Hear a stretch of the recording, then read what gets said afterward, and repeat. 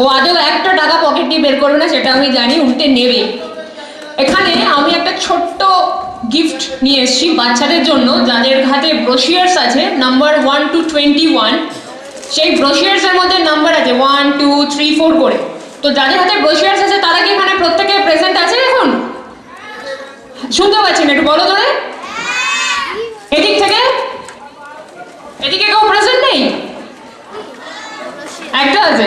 তো আমার কাছে 6টা গিফট আছে বাচ্চাদের জন্য, ছোট ছোট ক্যাডবেরিজ বাগেরা কিছু রয়েছে। আমি কিছু নাম্বারস বলছি, তাদের মধ্যে যাদের কাছে ওই নাম্বারটা আছে তারা ওই ব্রোশিয়ার্সটা নিয়ে চলে আসবে। ফার্স্ট আমি নাম্বার বলছি, নাম্বার 5।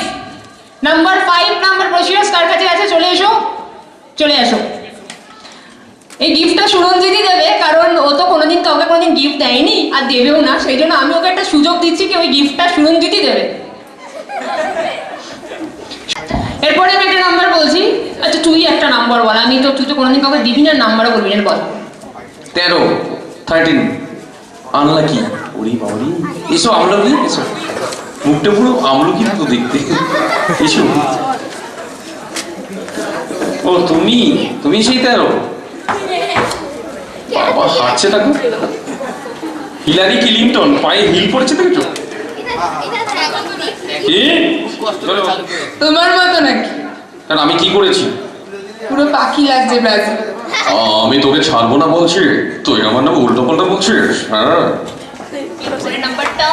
পরের নাম্বার বলবো? আন্দাজে আন্দাজে ঠিক 21 21। ওই 21 নাম্বার কার কাছে রয়েছে? চলে আসুন মঞ্চে। কে সে? কে সে?